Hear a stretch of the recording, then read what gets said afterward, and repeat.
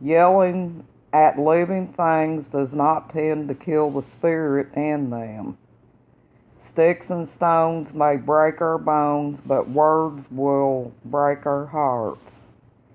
Most of us are aware that name calling is variably abusive.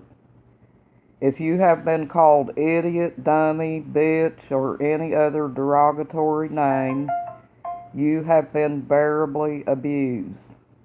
Name calling is the most obvious form of verbal abuse and is not difficult to recognize. Other forms of abuse are less evident. Recognizing these forms of abuse in adult couple relationships can be very difficult for many reasons. Some primary reasons follow. Number one, mostly verbal abuse is secretive. Usually only the partner of the abuser hears it. Verbal abuse becomes more intense over time. The partner becomes used to and adapted to it. Verbal abuse takes many forms and disguises. Verbal abuse consistently discounts the partner's perception of the abuse. Verbal abuse is, in a sense, built into our culture. One-upmanship, defeating, putting down, topping, countering, manipulating, criticizing, hard selling, and intimidating are accepted as fair games by many. When these power plays are enacted in a relationship and denied by the perpetrator, confusion results.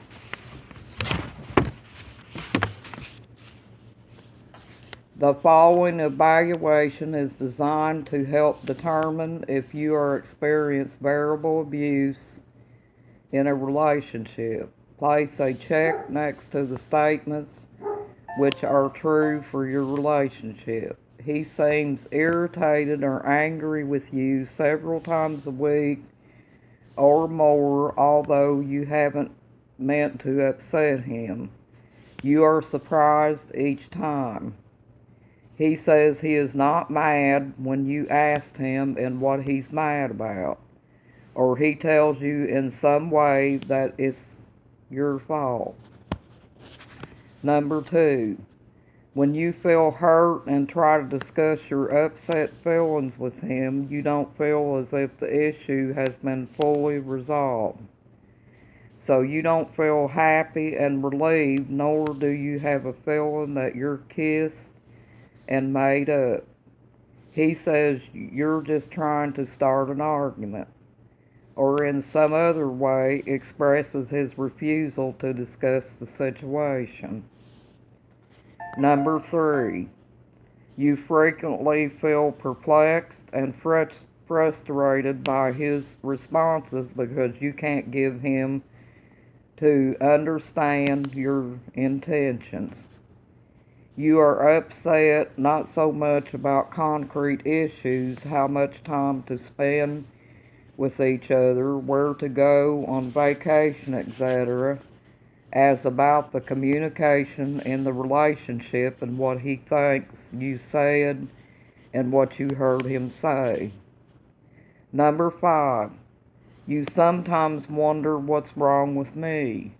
I shouldn't feel so bad. Number six, he rarely, if ever, seems to want to share his thoughts or plans with you. Number seven, he seems to take the opposite view from you on almost everything you mention, and his view is not qualified for. I think, or I believe, or I feel as if your view were wrong and his were right. Number eight, you sometimes wonder if he perceives you as a separate person. Number nine, you can't recall saying to him, cut it out or stop it. Number 10, He is either angry or has no idea of what you're talking about. When you try to discuss an issue with him, if you have agreed with 2 or more of these statements, this book will support you in recognizing verbal abuse. If you had these experiences, this book will support you in emphatic understanding of those who have it.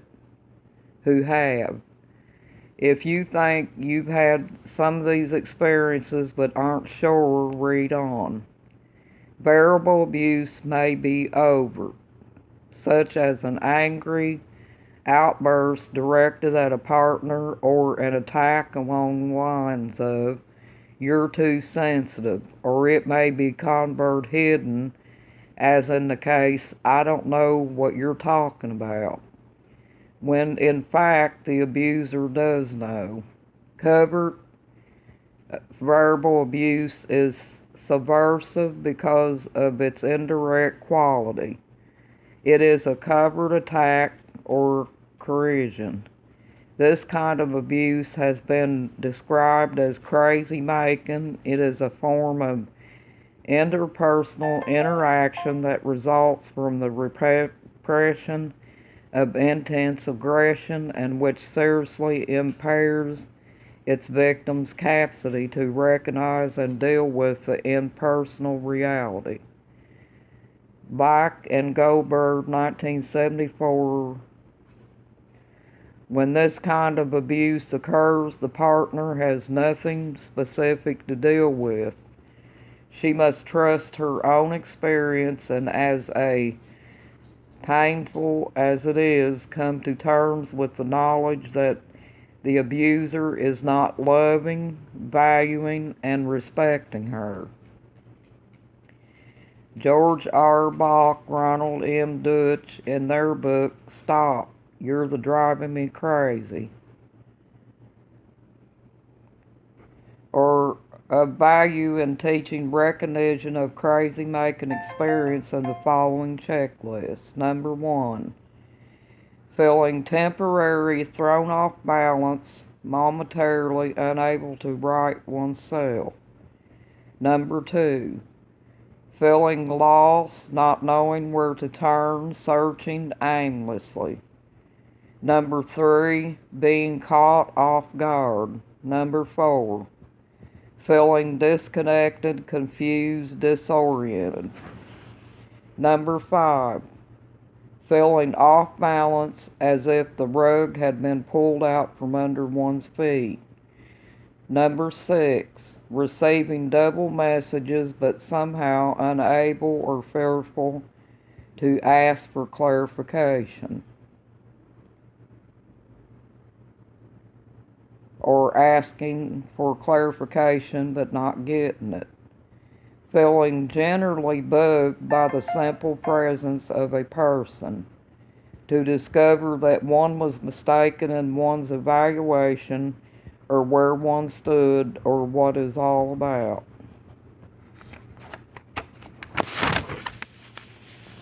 Number 9, feeling totally unprepared for a broken promise or unfulfilled expectation.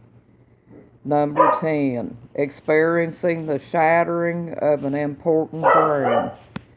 Number 11, where one assumed goodwill, ill will seem to prevail.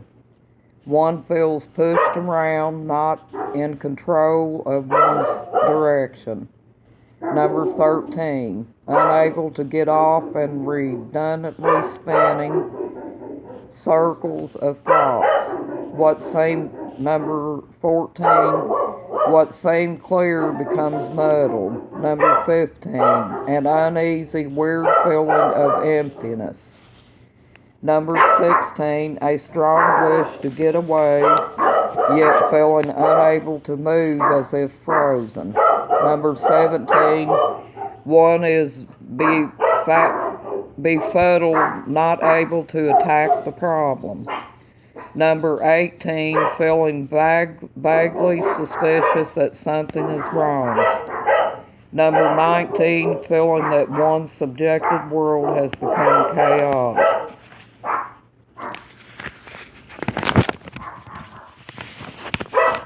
Now these are all the things that happens in a variable abusive relationship. I hope it helps out. Thank you.